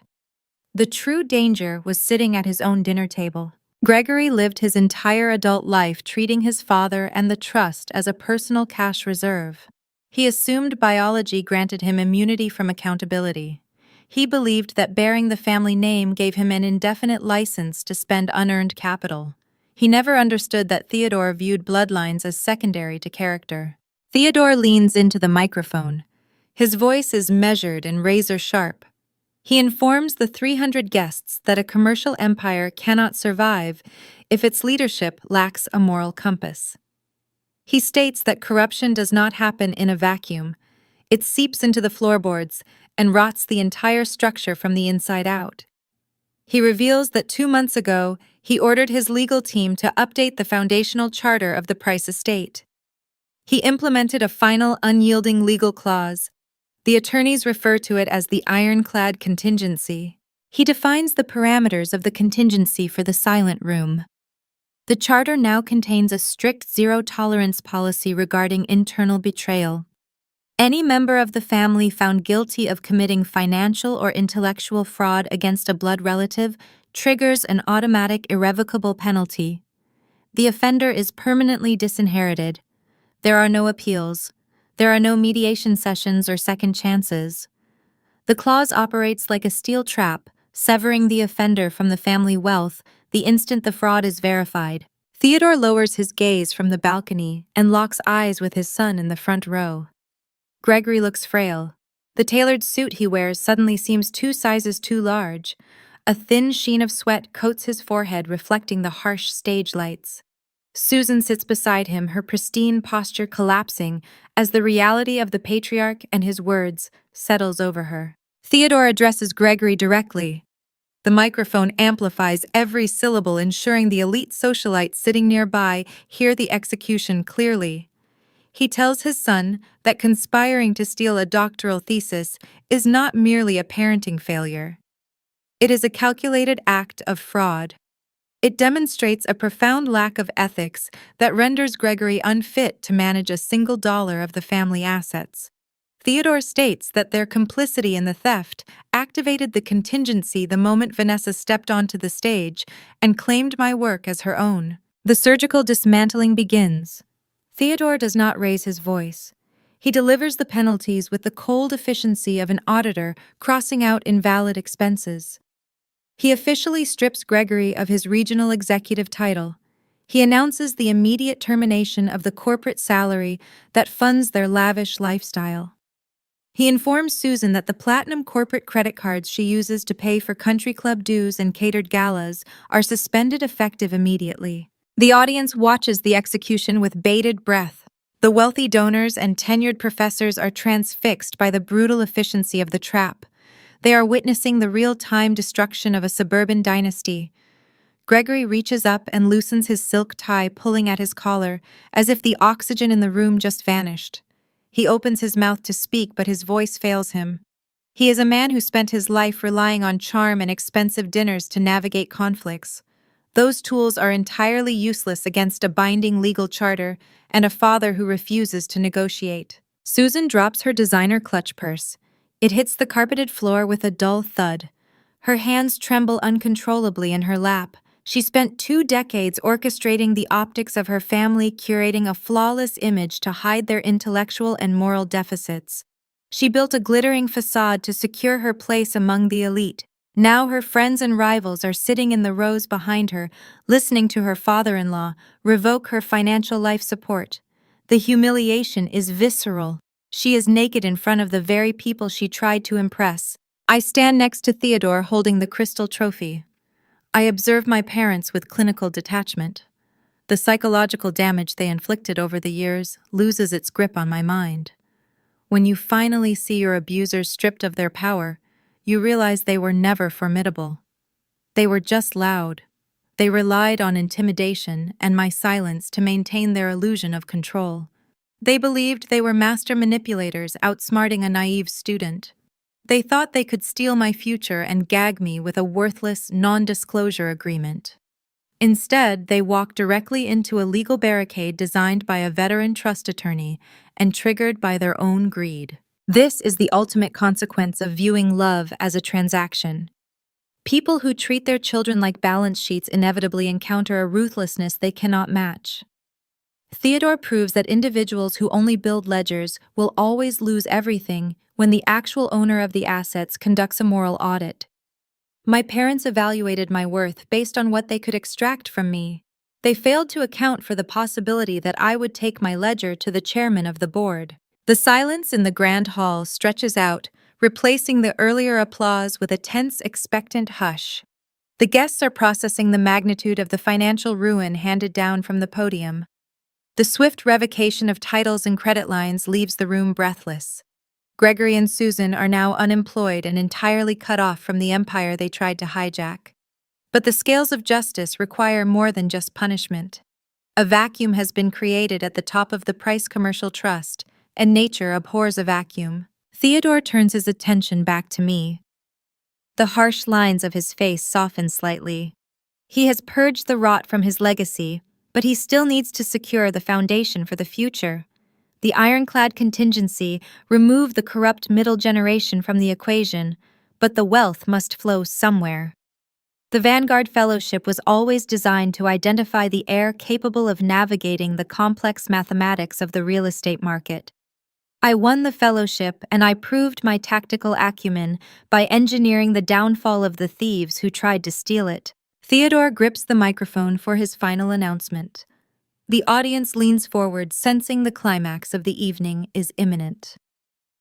The patriarch prepares to reveal the new structure of his multi-million-dollar estate. The shift in power is about to bypass my parents, entirely transferring the weight of the empire onto my shoulders. The transition from invisible workhorse to commanding executive is seconds away, and my family is about to realize just how far they have fallen. Theodore remains in the podium. The punishment phase is over, but nature abhors a vacuum. The Price Commercial Trust requires a steady hand at the helm. He looks out over the audience and explains the mechanics of wealth transfer. He states that a dynasty rarely skips a generation unless the foundational charter anticipates a structural failure. Victoria Davis spent months drafting contingencies for every possible disaster. The theft of the Vanguard Fellowship was the catalyst that triggered the ultimate failsafe. He announces that the entire voting majority of the estate will bypass the corrupt middle generation entirely. The logistics hubs, the coastal properties, and the retail developments are not being liquidated or divided. They are being placed into a secure holding trust. He points a steady finger toward me standing quietly at his side. He declares that I am the sole executive controller of that holding trust. The auditorium goes dead silent again. The true scale of the evening crystallizes in the minds of the academic board and the wealthy donors. A petty graduation rivalry just escalated into the total reclamation of a multi-million-dollar empire. The family predators sitting in the front row just lost every single asset they spent their lives manipulating to acquire. Gregory stares at the stage with hollow, unblinking eyes. He spent 20 years treating me as a defective background character. He ignored my intellect and mocked my quiet demeanor. Now he is forced to watch his father hand the keys to the kingdom to the daughter he discarded. Susan grips the armrests of her velvet chair. Her carefully constructed reality is dissolving. The golden child weeping in the shadows is penniless, and the invisible workhorse now holds the deed to their lives. The aftermath of a public dismantling is swift and brutal. Theodore does not linger to accept handshakes or answer questions from the shocked faculty. He steps away from the microphone. Victoria Davis meets us at the edge of the stage. She orchestrates our exit with the precision of a military extraction. We bypass the main lobby and walk through a side corridor leading directly to a private loading dock. I do not walk back to the front row. I do not offer Gregory or Susan a parting glance. Silence is a sharper blade than any insult. I do not ride home with my parents that night. I step into the back of a waiting black car with Theodore and Victoria. The heavy doors shut, sealing the noise of the university behind us. The ride into the city is quiet. The soft hum of the engine and the glow of the streetlights passing over the leather seats provide a stark contrast to the chaotic suburban house I just left forever. My grandfather leans back and closes his eyes. He executed a flawless corporate purge, and now he is resting. We arrive in Manhattan and check into a secure high-rise hotel under a corporate alias. I sleep in a suite paid for by my new trust, far away from the toxic gravity of New Jersey. The sun rises over the city skyline. The digital execution of the ironclad contingency takes effect the very next morning at the opening of business hours. The legal machinery Victoria Davis built operates without emotion or delay. Across the river in the suburbs, Gregory wakes up in a state of frantic desperation. A narcissist facing ruin will always attempt to secure a parachute before the plane hits the ground. He rushes into his home office and boots up his computer. He navigates to the corporate banking portal. He plans to wire emergency funds to an offshore account, hoping to siphon enough liquid cash to hire defense attorneys and maintain his country club facade. He types his administrative credentials into the login screen. His hands tremble over the keyboard. He clicks the submit button. The screen flashes a stark red error code, access denied. He types the password again, pressing the keys harder. The system returns the same unyielding response. He picks up his cell phone and dials the direct line of the regional bank manager. The call rings 3 times before transferring to an automated voicemail system. The manager already received the legal directives from Victoria Davis. Gregory is permanently locked out. He cannot move a single dollar. Down the hall, Susan operates on pure social survival instinct.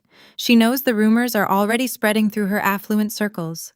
She cannot face the whispers at the local boutiques or the judgmental stares at the charity luncheons. She needs to escape the fallout. She sits at her vanity mirror and opens her laptop. She navigates to an exclusive travel website intending to book a first-class flight to a secluded wellness retreat in Sedona. She plans to hide in the desert until the scandal cools. She selects her itinerary and proceeds to the checkout page. She reaches into her designer wallet and extracts her platinum corporate credit card. She types the 16-digit number into the payment portal. She clicks confirm. The loading icon spins on the screen for 5 seconds. A pop-up window appears displaying a harsh, bold message. Transaction declined. Susan frowns, assuming it is a simple fraud alert. She pulls out a secondary card tied to a different family trust account and enters the new numbers. The screen flashes the same rejection. Transaction declined. Her breathing turns shallow. She calls the customer service number on the back of the card. A polite, automated voice informs her that the account has been frozen pending a legal restructuring of the primary estate. Susan drops the phone onto the vanity table. The reality of her new existence settles over her shoulders like a lead weight. She cannot book a flight. She cannot buy a coffee. She is trapped in a sprawling mansion she can no longer afford to maintain. The empire they tried to steal is fully secured behind an impenetrable wall of legal architecture. The trust charter acts as a digital moat, keeping the predators starved on the outside. Gregory and Susan sit in their separate rooms, realizing their charm and manipulation tactics are entirely useless against encrypted banking protocols and binding contracts. But people who build their lives on entitlement never surrender gracefully. They refuse to accept the consequences of their actions. They convince themselves that a loophole must exist. They believe they can outsmart the very system that just crushed them. Gregory leaves his home office and finds Susan. They agree they cannot accept this defeat. They decide to reach for the only weapon they think they have left. They scramble to locate a desperate probate lawyer willing to challenge the ironclad contingency in court, setting the stage for a legal collision. They are fundamentally unprepared to survive. Gregory refuses to surrender his entitlement gracefully. People accustomed to buying their way out of consequences cannot fathom a scenario where their social currency is rendered void. He spends the Monday, following the banquet, locked in his home office, dialing the premier litigation firms in Manhattan and Princeton. He pitches a fabricated narrative portraying a confused elderly patriarch manipulated by a vindictive younger granddaughter. The senior partners at those prestigious firms listen politely and then decline to take his retainer. They operate in circles where reputation dictates survival, and they already saw the digital footprint Victoria Davis filed with the probate registry. They know the Vanguard Fellowship incident is a radioactive scandal. Gregory works his way down the legal hierarchy until he locates Julian Caldwell. Julian is a solo practitioner operating out of a failing commercial plaza. He possesses a shrinking client list and a desperate need for billable hours. Gregory promises him a lucrative percentage of the estate if he can break the trust contingency. Julian files an emergency injunction seeking to freeze the asset transfer. He structures his argument around undue influence, claiming Theodore lacked the mental capacity to execute such a sweeping change to the foundational charter. The hearing takes place on a Tuesday morning in a sterile municipal courthouse. The room smells of floor wax and stale air. Gregory and Susan sit at the plaintiff table wearing their finest tailored suits, projecting an image of wronged aristocrats. I sit at the defense table next to Victoria. My grandfather does not attend. He informed Victoria that watching his son beg a local judge for stolen money was a waste of a morning. The judge, a veteran magistrate with zero tolerance for frivolous litigation, reads the preliminary motion. He asks Julian to present his empirical evidence of undue influence. Julian stammers, delivering a theoretical argument about family dynamics and sudden irrational decisions. Victoria does not raise her voice to object. She simply opens a thick leather binder and slides it across the polished oak bench. She tells the judge that the legal system operates on hard evidence, not suburban gossip. She presents the ironclad contingency clause, highlighting the specific language, detailing the zero-tolerance policy for familial fraud. Then she delivers the final blow. She submits the certified digital server logs capturing the exact network address and timestamp of the thesis theft. She submits the sworn affidavit from the university president confirming the public revocation of the fellowship. She submits a certified transcript of the auditorium confession. The judge reviews the paperwork. The silence in the courtroom stretches out thin and sharp. The judge looks down at Julian and asks if the plaintiff has any forensic data to contradict the server logs. Julian looks at Gregory. Gregory stares at the floor. The judge dismisses the injunction with prejudice and issues a stern warning regarding the filing of baseless claims. The legal defense Victoria engineered is a flawless titanium wall. The courtroom doors swing shut behind us, terminating Gregory and his final desperate maneuver. The reality of their new existence waits for them back in the New Jersey suburbs. Their sprawling estate shifts from a powerful status symbol into a suffocating financial liability.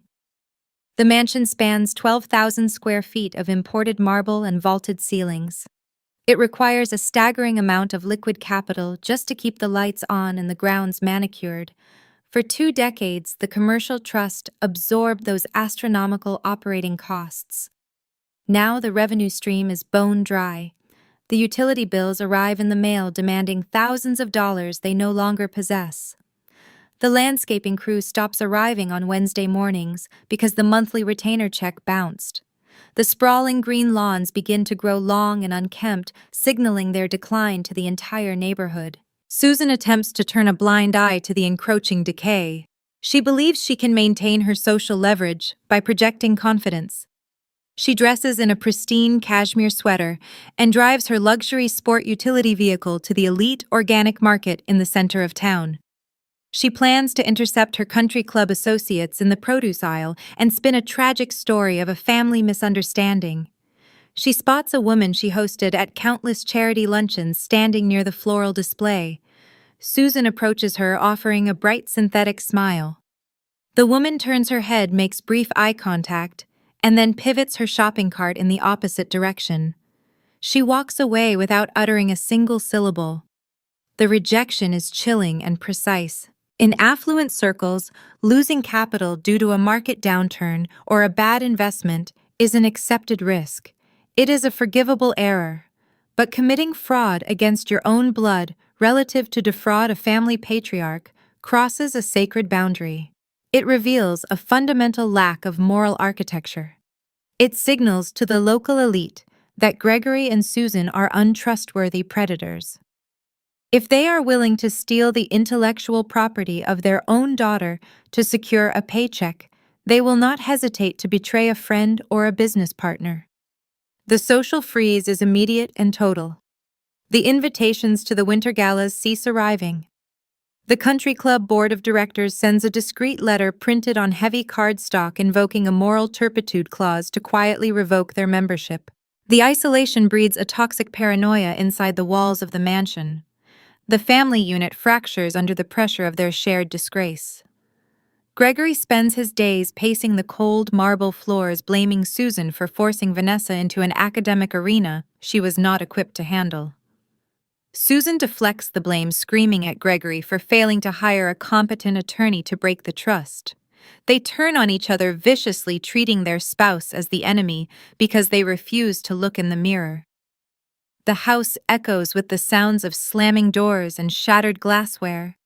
They are trapped in a gilded cage of their own making, watching the consequences of treating their children like balance sheets finally catch up with them. Vanessa absorbs the heaviest blow of the social exile. She built her entire identity around external validation and unearned prestige. The university administration suspends her student email account and places her academic record under a formal review for severe disciplinary action. Her academic advisor refuses to answer her phone calls. Her sorority sisters quietly remove her from the group chat and block her number. She is a pariah on the campus she used to rule. She wanders the empty hallways of the New Jersey house, listening to her parents scream at each other. She realizes they possess no hidden resources and no secret allies left to call for help. The realization crashes over her that her parents are not the powerful architects she believed them to be. They are just bankrupt frauds, The cold weather sets in, deepening the misery of their financial freeze. A storm front moves across the state, dropping the temperature below freezing.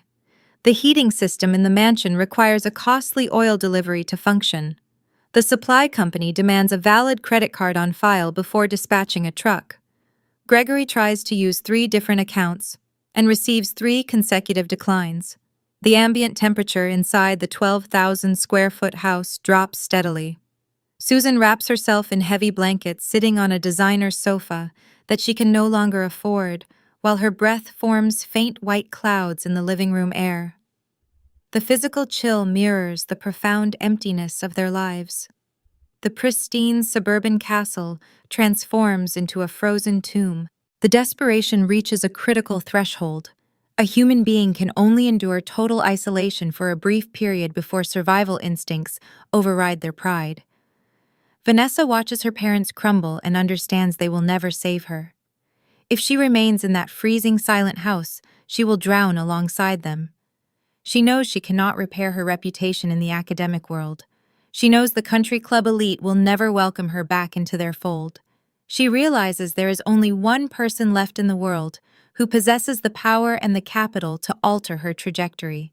The golden child must swallow her manufactured pride and seek out the sister she treated like a defective background character. She decides to leave the freezing mansion and locate the new headquarters of the Price Empire.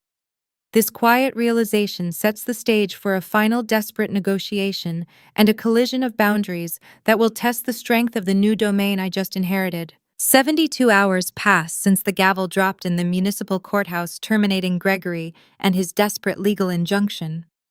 I inhabit a corporate penthouse situated on the 42nd floor of a glass tower overlooking the Manhattan skyline. The holding trust maintains this residence specifically for executive transitions. The climate control system hums a steady, warm rhythm, providing a stark environmental contrast to the freezing temperatures of the suburban mansion my parents currently occupy. I spend my mornings sitting at a polished mahogany desk reviewing commercial property portfolios and auditing regional ledgers. The space smells of fresh espresso and conditioned leather. It is a fortress built on empirical data and legal certainty. The chaos of my former life feels a million miles away, but distance alone does not secure a border. The true test of a boundary does not occur when you initially draw the line in the sand. It happens when the predators realize they have lost their leverage and attempt to breach the perimeter using a different tactic. The intercom on my desk chimes at 10 o'clock sharp. The concierge working the ground floor lobby informs me that a guest is requesting access to the private elevators. He sounds hesitant, noting that the visitor lacks an appointment and appears visibly distressed. He provides the name, Vanessa. My sister traveled from New Jersey utilizing a public commuter train because the leasing company repossessed her luxury white sedan the previous afternoon. She tracked my location through the public holding company registry. A part of me considers instructing the concierge to turn her away and letting the building security escort her back onto the freezing pavement. Dodging an adversary leaves the conflict unresolved and invites future incursions. Confronting the ghost of your past is the only way to banish it permanently. I instruct the lobby desk to grant her access to the penthouse level. The steel elevator doors slide open, revealing a version of my sister I have never seen. For 2 decades, Vanessa operated as a curated exhibit. She existed in a state of flawless presentation, relying on expensive fabrics and professional styling to project an aura of unearned superiority. The woman stepping into my foyer is stripped of all optical illusions. She wears faded gray sweatpants and an oversized hooded sweatshirt that swallows her frame. Her blonde hair sits in a tangled, unwashed knot at the base of her neck. Dark circles bruise the delicate skin under her eyes, highlighting her profound exhaustion. The harsh weather and the transit commute have left her shivering. The golden child is reduced to a haggard, hollow shell. She steps onto the hardwood floor and looks around the expansive penthouse. Her eyes dart across the modern art, the panoramic windows, and the thick stacks of financial briefings resting on my desk. She calculates the wealth surrounding me, and a flicker of deep, envious resentment briefly pierces her exhausted demeanor. She assumes a posture of manufactured frailty, crossing her arms over her chest to ward off the chill she brought in from the outside. She expects me to offer her a warm beverage or a blanket. I remain seated behind my desk and offer her nothing but silence. Narcissists rarely apologize for the crime they commit. They only apologize for the inconvenience of getting caught and the discomfort of the ensuing punishment. Vanessa does not look me in the eye and express genuine remorse for breaking into my bedroom. She does not mention the stolen external hard drive or the plagiarized presentation that humiliated our family. She starts weeping tears of profound self-pity. She complains about the freezing ambient temperature in the New Jersey house. She describes the vicious shouting matches echoing between Gregory and Susan. She paints herself as an innocent casualty trapped in a war zone she did not create. She expects me to validate her victimhood and absorb her pain. I observe her performance with clinical detachment. The blank mirror technique works just as effectively during the fallout phase as it did during the setup. When you deny a manipulator the emotional reaction they seek, they are forced to abandon their rehearsed script and reveal their true motive. The tears dry up quickly when she realizes they carry zero currency in this room. Her posture shifts from defeated to desperate. She walks closer, resting her trembling hands on the high back of a leather guest chair. She unveils her proposal. She begs me to give her a token seat on the new board of directors for the holding trust. She insists she does not want a corporate salary or any executive voting power. She claims she only needs the official title to save her reputation in the local social scene. She explains that if she can update her professional profile with an executive position, the Academic Review Board might drop their pending disciplinary actions. She believes a fabricated title will convince her former sorority sisters and the country club elite that the fellowship scandal was just a temporary family misunderstanding. She wants me to hand her a life raft, woven from the very fabric of my own earned success. She tries to leverage our shared childhood to force my compliance. She conjures curated memories of family vacations and holiday dinners, omitting the crucial fact that I spent those events functioning as the invisible background infrastructure.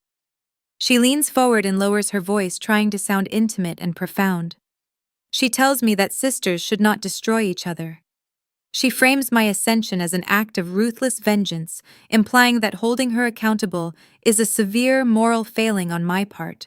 I look at her standing in my pristine office, begging for a scrap of fake prestige to sustain her hollow identity. I do not feel a single ounce of pity. I feel the quiet, undeniable power of a person who no longer negotiates with emotional terrorists. I utilize the most powerful word in the English language. I simply say no. The single syllable lands like a heavy stone dropping into a quiet pond. Vanessa blinks, unable to process the immediate rejection.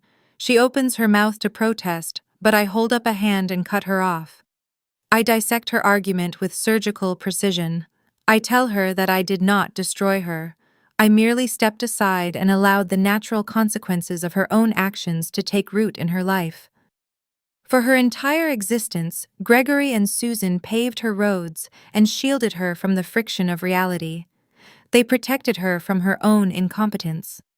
I explained that I did not ruin her reputation by exposing the stolen thesis. She ruined her own reputation the moment she chose to read my words into a microphone and claim them as her own. I walk around the edge of the mahogany desk and close the physical distance between us. I look directly into her eyes, stripping away the last remnants of her entitlement.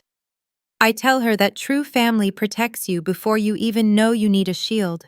They foster your growth and celebrate your genuine achievements. They do not view your future as raw material to be harvested for their own gain. A sister who possessed an ounce of love would have defended my intellect instead of stealing it to purchase her own vanity. I inform her that this price commercial empire will no longer operate as a subsidized playground for frauds. The holding trust is a fortress built on merit and empirical truth.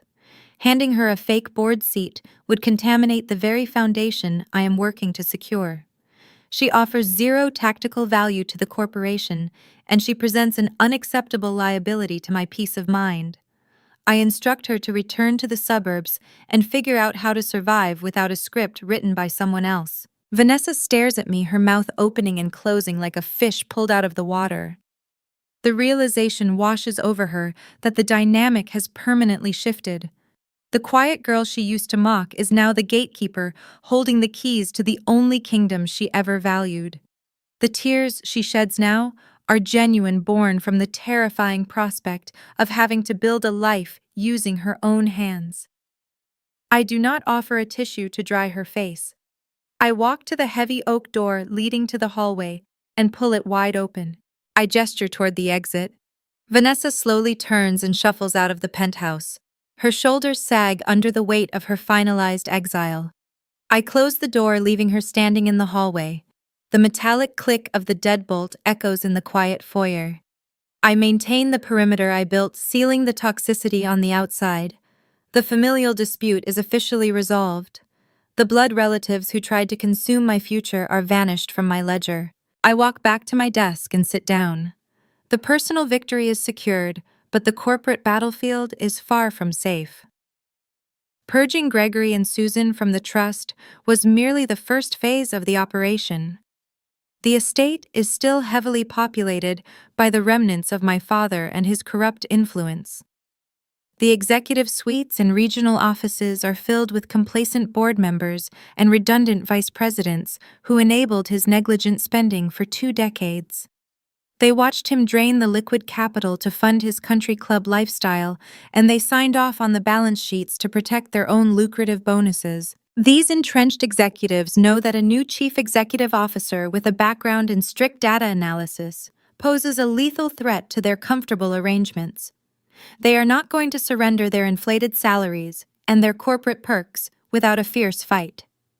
As I open the financial portfolios for the upcoming quarter, I spot a series of alarming discrepancies buried deep within the commercial development ledgers. A coordinated effort to siphon funds and undermine my new authority is already underway.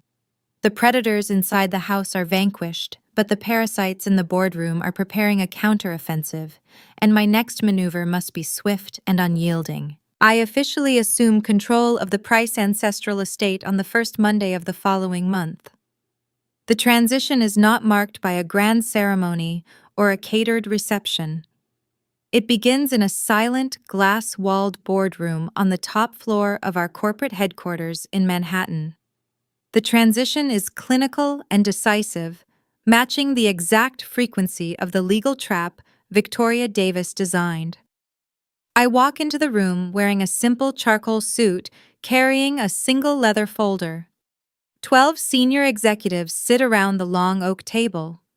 These are the men who enabled my father for 2 decades. They approved his inflated expense reports and authorized the diversion of liquid capital to fund his country club lifestyle. They look at me with thinly veiled amusement. They see a 22-year-old girl stepping into a role they believe belongs to a seasoned patriarch. They assume my grandfather handed me a vanity title to settle a family dispute. They plan to manage me just as easily as they managed Gregory, offering me glossy summaries while they continue to siphon the profits. The chief financial officer, a man named Bradley, slides a quarterly projection report across the polished wood. He offers a patronizing smile and suggests we maintain the current development strategies to ensure market stability. He speaks in circles using the same hollow administrative jargon Vanessa attempted to use on the auditorium stage. I do not return his smile. I open the leather folder in front of me. I spent the entire weekend auditing the regional ledgers he thought were secure. Data analytics is the art of finding the story hidden inside the numbers, and Bradley left a very clear narrative of embezzlement. I point to a specific column detailing contractor invoices for a new coastal retail project. I explain the mathematical discrepancy between the reported material costs and the actual market value of the commercial steel. I trace the diverted funds through 3 shell companies directly back to a discretionary account controlled by Bradley and 2 other men sitting at the table. The amusement vanishes from his face in an instant. The air in the boardroom grows freezing and thin. I do not raise my voice. I simply inform Bradley that his employment is terminated effective immediately. I slide a severance waiver across the table, instructing him to sign it to avoid a formal referral to the district attorney for corporate fraud. The remaining executives freeze in their leather chairs. The swift efficiency of the execution leaves them paralyzed. Over the next 45 minutes, I dismantle the old guard. I fire every corrupt board member who treated the trust as their personal bank account. Corporate security guards arrive to collect their access badges and escort them to the elevators. The purge allows me to restructure the commercial portfolios from the ground up. My thesis originally mapped the predatory loopholes in municipal tax codes, showing how firms could exploit zoning laws to drain community resources. I refuse to utilize those unethical shortcuts. I pivot the empire prioritizing ethical development and sustainable growth. We invest in green retrofitting for our older commercial buildings and prioritize long-term tenant stability over short-term predatory rent hikes. The executives I hire to replace the old guard are independent auditors and veteran project managers who value empirical truth over suburban networking. I am no longer the quiet girl sitting in a dark bedroom crunching numbers for free. I am the chief executive officer of the empire, and I am building a foundation that will never rot from the inside. While I construct a resilient corporate future, the foundation of my former family turns to dust. The financial freeze Theodore initiated starves Gregory and Susan of their oxygen. They attempt to maintain the illusion of their wealth for a few weeks, burning through their meager personal savings, but the math catches up to them quickly. The sprawling New Jersey mansion hits the real estate market a month later. They cannot afford the exorbitant property taxes or the massive utility bills required to heat 12,000 square feet of empty space. I monitor the public listings from my penthouse desk. The property sits on the market until the bank forces a sale at a steep discount to a rival developer Gregory always despised. My parents are forced to downsize drastically. They pack a fraction of their belongings into rented moving trucks and relocate to a small 2-bedroom condominium. The new residence is located in a dense, noisy commercial district near a major highway. The pristine silence of their former gated community is replaced by the relentless drone of freight traffic and blaring sirens. The walls of the condominium are thin, allowing them to hear every argument and television set from the neighboring units. Susan no longer hosts charity galas or curates her flawless public image. She navigates cramped grocery store aisles, clipping coupons and staring at the floor, to avoid eye contact with anyone who might recognize her from her former life. Gregory spends his days sitting on a tiny concrete balcony, staring at the endless line of cars on the interstate. He is stripped of his golf clubs, his tailored suits, and his unearned prestige. The isolation breeds a bitter silence between them. They are trapped in a tight square of drywall, with the spouse they blame for their ruin. Vanessa faces an even harsher reality. She is entirely shunned by the academic world. The university formally expels her and voids her undergraduate credits, citing severe violations of the honor code. The Academic Review Board ensures her transcripts reflect the plagiarism preventing her from transferring to any other reputable institution. Her former sorority sisters pretend she does not exist, erasing her from their digital networks. The elite social circles she once dominated lock their doors, ensuring she can never return to the curated world she craved. With zero financial support from our bankrupt parents, she is forced to enter the labor market with no degree and a toxic reputation. The golden child takes an entry-level administrative job at a regional insurance branch just to pay her basic bills. The custom silk gowns are replaced by cheap polyester slacks and sensible shoes. She spends 8 hours a day filing insurance claims, sorting mail, and answering phones for a regional manager who does not care about her curated smile or her suburban pedigree. She is required to fetch coffee and endure the impatience of angry clients. She is learning the true crushing weight of manual labor, and she is learning it without a safety net. Their fall from grace is spectacular because it is entirely self-inflicted. They built their entire lives on a foundation of theft and manipulation. They treated human beings as disposable assets and evaluated love based on a return on investment. When that foundation was exposed to the harsh light of a public stage, the gravity of their own choices pulled them straight down into the dirt. They engineered their own demise by underestimating the resilience of the person they tried to erase. I watch their transition from a safe distance. I do not send them taunting messages or drive past their noisy condominium to gloat over their misery. Gloating requires a lingering emotional investment, and my ledger with them is permanently closed. I do not feel joy at their suffering, but I do feel a profound, unshakable peace. The energy I used to spend surviving their toxic household is now channeled into expanding a commercial empire. The space they used to occupy in my mind is now filled with predictive models and architectural blueprints. I am finally running my own race unburdened by the weight of their impossible expectations. As the first year of my tenure as chief executive draws to a close, the dust settles and the true value of my journey crystallizes. The battles fought in the grand auditorium and the silent corporate boardrooms leave behind a clear map for survival. The transition from discarded asset to architect requires a specific mental framework. The time has come to lay out those final fundamental truths and close the ledger on the Price family saga, offering a blueprint for anyone else currently trapped in the shadows of a predatory home. When you are raised in an environment that treats you like a line item on a budget, it requires immense courage to recognize your own inherent value. Growing up under Gregory and Susan meant constantly measuring my worth against a fluctuating social currency I never possessed. I was viewed as a logistical burden. I was an overhead expense that drained resources without providing a glamorous return on investment.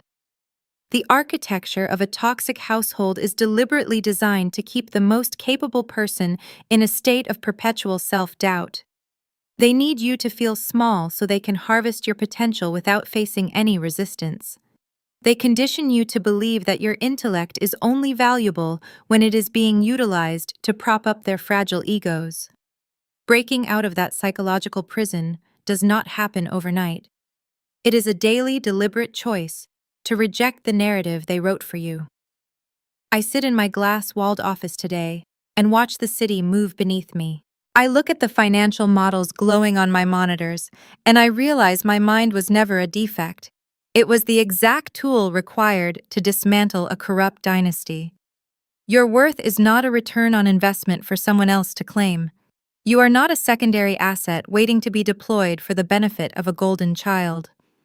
Recognizing this truth is the crucial first step toward reclaiming your future and establishing your independence. For 2 decades, I operated in the background. I functioned as the silent infrastructure of a household that preferred optical illusions over empirical truth.